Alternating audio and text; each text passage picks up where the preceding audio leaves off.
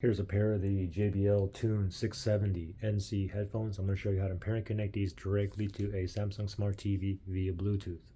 So the first thing is, let's just put these into pairing mode, okay? So these are currently off. I'm going to go ahead and turn these on, and then I'll know it's in pairing mode because it'll say pairing, and it'll also blink a blue light down here, okay? So let me just press and hold that power button and turn them on for a second. Power on.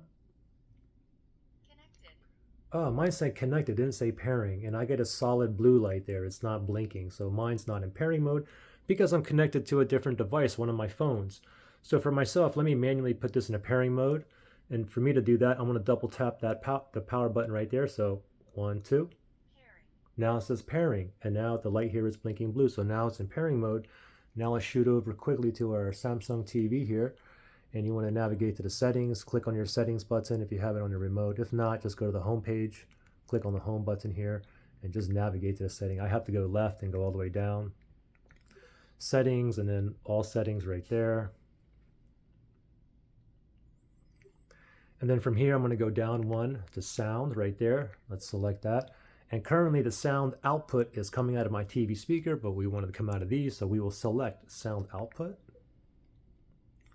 And now we got to go down to Bluetooth speaker list right there.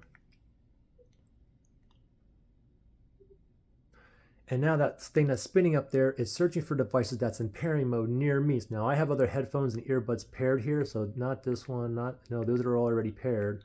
Ah, what do you know? The 660 NC, oh, that's not it. These are 670s, right? Oh, there we go. 670 NC, and it needs pairing, so let's go ahead and select that. Pair and connect. Oh, and I just heard it say connected on here, and voila, we are connected, ready to go. Now, if you had issues, can't get this into pairing mode, or issues connecting, you can always factory reset these. If you need to do that, look below for that link in the description area.